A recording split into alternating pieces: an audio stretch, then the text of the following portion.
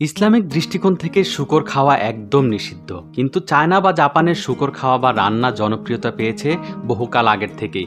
প্রিয় দর্শক, আজকে আমি আপনাদের ভিডিওতে দেখাবো শূকর রান্না বা খাওয়ার পুরো প্রসেসিংগুলো।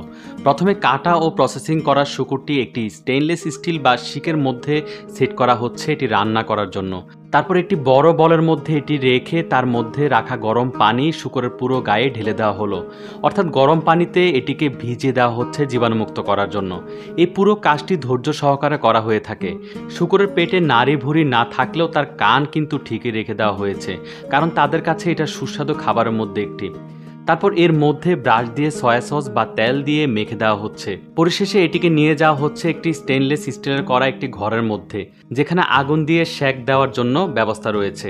একটি নয়, দুটি নয়, অনেকগুলো শূকর একসাথে ঝুলিয়ে রাখা হলো। একের পর এক লাইনে লাইনে কিছু অংশ ফাঁক রেখে তা সেট করা হচ্ছে। প্রিয় দর্শক, দেখতে পাচ্ছেন শূকর বারবিকিউ করার জন্য পুরো দমে কর্মযজ্ঞ চলছে। তারপর কয়লা দিয়ে আগুন ধরিয়ে দেওয়া হলো। ভালোভাবে আগুনের তাপ দেওয়ার পরে এটিকে বের করা হলো এবং ধারালো ছুরির সাহায্যে এটির বিভিন্ন জায়গায় তেল মশলা ঢোকার জন্য ব্যবস্থা করে দেওয়া হচ্ছে। ইতিমধ্যে দেখছেন প্রায় 100 ভাগের 50 ভাগে কিন্তু পোড়ানোর কাজ সম্পন্ন হয়েছে। শূকর রান্না করার পুরো কর্মযজ্ঞে এই অংশের কাজটি খুবই গুরুত্বপূর্ণ। তারপর জ্বলন্ত কয়লায় আগুনে এটিকে সেট করানো হলো এবং হাতের সাহায্যে ঘুরিয়ে ঘুরিয়ে পুরো শূকরটির শরীরে আগুনের তাপ লাগানো হচ্ছে। অর্থাৎ আমরা সচরাচর যেমন বারবিকিউ করে খাই, ঠিক তেমনভাবে এই কাজ সম্পন্ন করা হচ্ছে। প্রায় 40 থেকে 45 মিনিট আগুনে এইভাবে কিন্তু এটিকে ঘোরাতে হয়। ধীরে ধীরে এর কালার রূপ নিচ্ছে লালচে বর্ণের। তারপর এটি ন্যাকড়ার সাহায্যে একটি মশলা ও তেল এর গায়ে মেখে দেওয়া হলো, যেন শূকরের বারবিকিউটি পুরোপুরি আগুনে পুড়ে না যায়।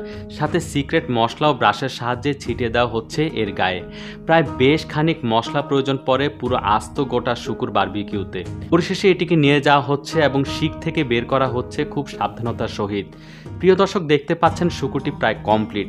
এখন শূকরটি পরিবেশন করার জন্য ধারালো ছুরির সাহায্যে কেটে কেটে এর চামড়ার আলাদা একটি আইটেম বের করা হচ্ছে।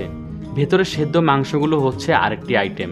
তারপর কেচির মাধ্যমে চামড়া পিস পিস করে কেটে নেওয়া হলো, কারণ চাইনিজরা এই চামড়া খেতে খুবই পছন্দ করে। তারপর পুরো আস্ত শূকরটি একটি কলা পাতার মধ্যে পরিবেশন করা হলো। এগুলো চাইনিজদের ফেভারিট লোভনীয় একটি শূকরের ডিশ। তারা এটিকে আরও মজাদারভাবে খাবারের জন্য সাথে চালের রুটিও খেয়ে থাকে।